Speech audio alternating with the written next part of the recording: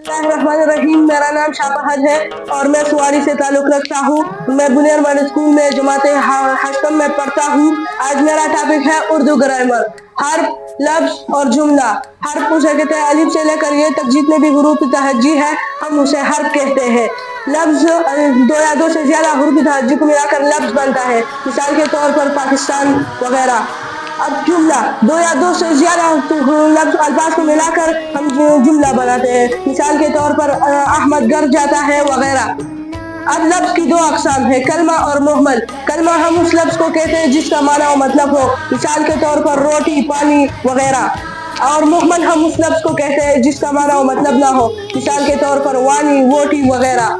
अब इस कलमे की तीन अक़साम है, इसम, फ़ेल और हर्फ। इसम हम किसी शख्स, जगह या चीज़ के नाम को कहते हैं, मिसाल के तौर पर अहमद, कराची वगैरह। फ़ेल हम जिसमें किसी काम का करना, होना या सहना पाया जाए हम उसे फ़ेल कहते हैं, मिसाल के तौर पर दौड़ना, खेलना, सोना वगैरह। हर्फ हम उसे कहते हैं जो इसम और फ़ेल को आपस में मिलाता हो, उसे हम हर्फ कहते हैं, मिसाल के तौर पर काकी, के वगैरह। अब इसम की बलिहाज़ माने जो है वो दो अक़साम है, इसमें नकेरा और इसमें मारिफा। इसमें नकेरा किसी आम शख्स, जगह या चीज़ के नाम को हम इसमें नकेरा कहते हैं, मिसाल के तौर पर शहर, लड़का वगैरह। इसमें मारिफा हम उसे कहते हैं जिसको किसी खास शख्स, जगह या चीज़ के नाम को हम इसमें मारिफा कहते हैं, मिसाल के तौर पर इदरीस, कराची वगैरह।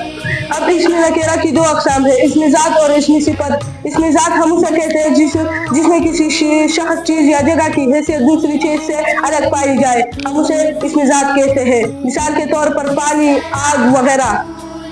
अब इसमें सिफत हम उसे कहते हैं जिसमें किसी चीज़ की खूबी या खामी बयान की जाए, हम उसे इसमें सिफत कहते हैं, मिसाल के तौर पर काला, गोरा वगैरह। अब इसमें ज़ात की जो है वो पांच अक़साम है, इसमें अला, इसमें सौत, इसमें मकबर, इसमें मज़गर, इसमें ज़र्फ। इसमें अलम हम उसे कहते हैं जिसमें किसी हथियार या औजार के नाम पाया जाए, उसे हम इसमें अला कहते हैं, मिसाल के तौर पर बंदूक, छड़ी वगैरह। अब इसमें सौत उसे कहते हैं जिसमें किसी जानदार या बेजान की आवाज़ को जाहिर करे, हम उसे इसमें सौत कहते हैं, मिसाल के तौर पर कट कट, चू चू वगैरह। इसमें मज़गर उसे कहते हैं जिसमें किसी चीज़ की छोटेपन या छोटाई को जाहिर करे, हम उसे इसमें मज़गर कहते हैं, मिसाल के तौर पर पहाड़ी, प्याली वगैरह। इसमें मकबर हम उसे कहते हैं जिसमें किसी चीज़ की बड़ाई या बड़ेपन को जाहिर करे, मिसाल के तौर पर पहाड़ वगैरह। इसमें ज़र्फ हम उसे कहते हैं जिसमें किसी चीज़ या वक्त के माने पाए जाए, मिसाल के तौर पर हम कहते हैं शाम, महीना वगैरह। अब इसमें सिफत की है जो वो है चार अक़साम, सिफत ज़ाती, सिफत निस्बती, सिफत आददी, सिफत मक़दारी। सिफत ज़ाती हम उसे कहते हैं जो जिसके ज़ाती हालात हमेशा के लिए पाया जाए, हम उसे इसमें सिफत ज़ाती कहते हैं, मिसाल के तौर पर नेक, शरीफ वगैरह। सिफत निस्बती हम उसे कहते हैं जिस चीज़ का सिफत दूसरे चीज़ के साथ ताल्लुक़ पाया जाए, हम उसे सिफत निस्बती कहते हैं, मिसाल के तौर पर मुल्तानी, सोहन हलवा, कराची कॉलेज वगैरह। सिफत आददी हम उसे कहते हैं जिसमें मकदार या तादाद के बारे में जिक्र हुआ हो, हम उसे सिफत आददी कहते हैं, मिसाल के तौर पर 3, 2, दुगना वगैरह। सिफत मकदारी हम उसे कहते हैं जिसमें मकदार के बारे में बात की गई हो, हम उसे सिफत मकदारी कहते हैं, मिसाल के तौर पर माशा, माशाबर वगैरह। अब इसमें मारिफा की जो है वो है चार अक़साम, इसमें अलम, इसमें ज़मीर, इसमें इशारा, इसमें मौसूल। इसमें अलम हम किसी खास शख्स, जगह या चीज़ की मख़सूस पहचान के लिए इस्तेमाल करते हैं, मिसाल के तौर पर चाँद, सूरज वगैरह। इसमें ज़मीर हम उसे कहते हैं जो किसी शख्स, जगह या चीज़ के नाम की जगह इस्तेमाल की जाए, वो, ये वगैरह। इसमें इशारा हम उसे कहते हैं जिसमें किसी चीज़ की तरफ इशारा की जाए, शख्स, जगह या चीज़ की तरफ, मिसाल के तौर पर वो, ये, वहाँ वगैरह। इसमें मौसूल हम उसे कहते हैं जिसके साथ कोई दूसरा जुमला ना लगाया जाए तो वो पूरा माना मतलब नहीं रहता, मिसाल के तौर पर जो कुछ वगैरह। अब इसमें अलम की वो पांच अक़साम है, खिताब, लक़ब, तखल्लुस, कुनियत और। खिताब हम उसे कहते हैं जो हुकूमत की तरफ से इजाज़ी तौर पर मिला जाए, मिसाल के तौर पर निशान हैदर, सर वगैरह।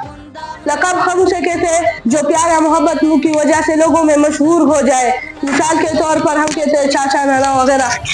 تخلص ہم اسے کہتے ہیں جو شاعر اپنے اشعار میں اپنی نام کی جگہ مختصر نام استعمال کرتا ہے، اسے ہم تخلص کہتے ہیں۔ مثال کے طور پر میر تقی، میر غالب وغیرہ۔ کنیت ہم اسے کہتے ہیں جو ماں باپ یا بیٹے کی وجہ کی تعلق سے پایا جائے، ہم اسے اسم کنیت کہتے ہیں۔ مثال کے طور پر ابو تراب، ابن مریم۔ اور ہم اسے کہتے ہیں جو ماں باپ یا بھائی بہن کی محبت کی وجہ سے پایا جائے، مثال کے طور پر ابو، امی، باپ، چاچا، نانا وغیرہ۔ اب کسی کا سوال ہے؟ آپ انہیں نعمان۔ ضرب کیسے کہتے ہیں؟ اس میں ضرب جس میں کسی وقت یا جگہ کی معنی پائے جائے، مثال کا مہینہ، لاہور وائے۔ اور کا سوال ہے؟ جی اٹھے عثمان۔ صفت عددی کس کو کہتے ہیں؟ جس میں مقدار کے بارے میں بولا جائے، مثال کے طور پر دو، دگنا وغیرہ۔ جی ادریس آپ کے۔ میرا سوال یہ ہے تخلص کیسے کہتے ہیں اور ان کی مثالیں؟ تخلص ہم اسے کہتے ہیں جو شاعر اپنے اشعار میں اپنی اصلی نام کی جگہ جو مختصر نام استعمال کرتا ہے، ہم اسے تخلص کہتے ہیں۔ مثال کے طور پر میر تقی، میر غالب وغیرہ۔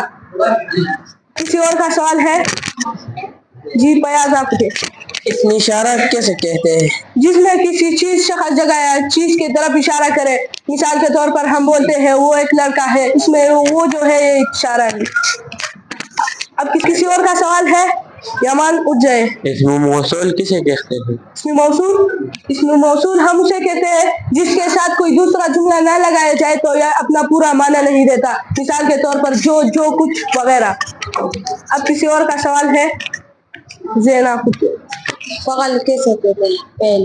پہل جس میں کسی کام کا کرنا، ہونا یا سہنا پایا جائے، مثال کے طور پر آپ اٹھ جائے تو یہ بھی پہل ہے، آپ بیٹھ جائے یہ بھی پہل ہے، دوڑ جائے یہ بھی ایک پہل ہے۔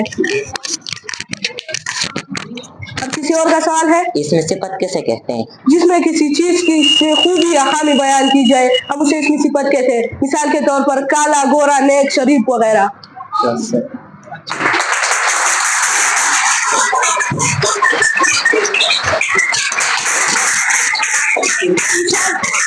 انشاءاللہ ہم آئندہ ٹاپک میں جو ہے آئندہ پریزنٹیشن میں ہم پہل کی اقسام کے بارے میں پوری تفصیل سے بات کریں گے انشاءاللہ۔ والسلام۔